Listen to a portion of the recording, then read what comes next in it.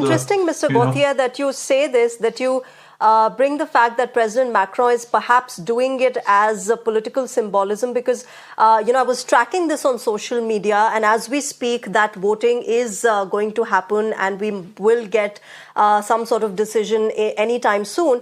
But a lot of women had also said that, we're against President Macron and his party, but what he's doing today is something that should be lauded. And that perhaps, reflects what you're saying, that he will be finding favor in a lot of women who also don't align with the ideology of Macron and his party. For example, just when the French lawmakers had started coming in for this vote, there were a lot of people who had gathered outside also saying that this is just symbolism because France already has, abortion, which is legal up to 14 weeks and in medical cases as well. So what's the point of it all?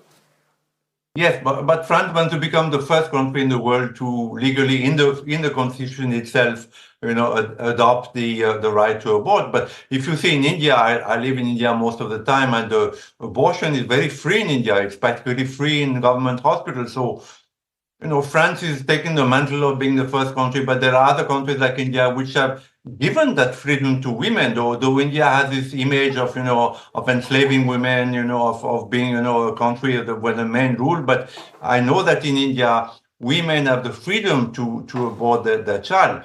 The question that I wanted to, the question that everybody is asking, and I think it's very difficult to make a judgment because are you killing someone, or is there no soul in the terms of, the Buddhists and the Hindus and so many other religions in the world believe that at some point a soul, what the Hindus call the Atman, incarnates into the fetus, and then the fetus starts, having not only life, but also spiritual life, a soul, a psychic being.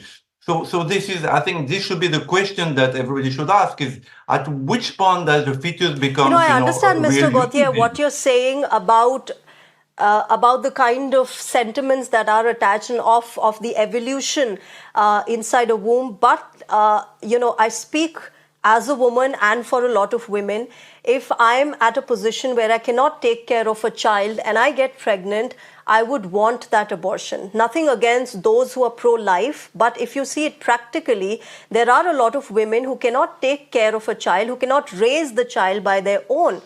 Whoever is pro-life is not coming that time to help the woman financially, socially, in raising a child. That is left to the woman alone. And if I want to make that decision that, listen, I am not capable enough socially or financially to raise a child, I would want to abort it. And that's a lot of the sentiment that goes on, not just in France, but across the world.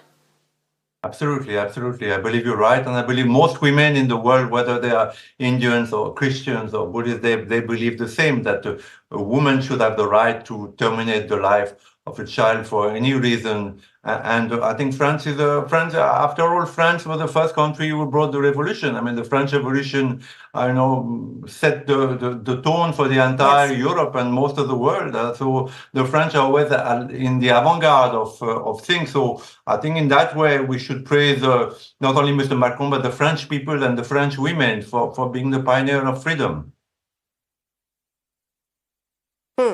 Okay, my last question to you, Mr. Gauthier.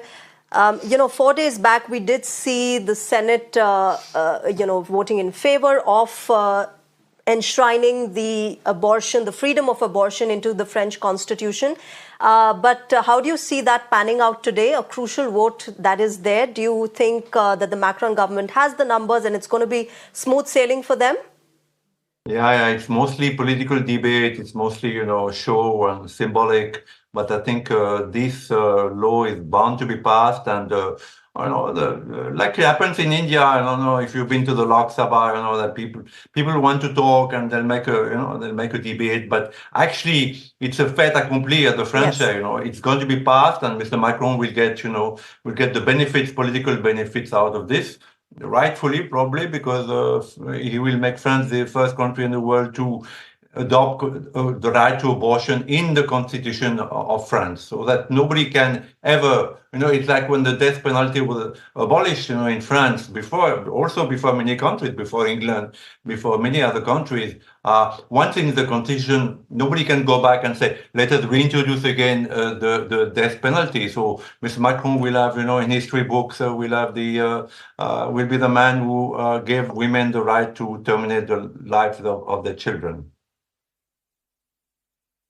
Right. And of course, this comes after that US verdict on Roe versus Wade case. Also, many say that this is just a progressive reaction to that. But, whether it is a reaction or a political symbolism, the fact of the matter is that it is coming in for women. It should come for women so that the women's health and women's right and freedom of abortion is preserved through the world. Thank you very much, Mr. Francois Gauthier, for joining us on Mirror Now tonight and sharing your perspective on this big historic move that we're expecting from France to come in any time now.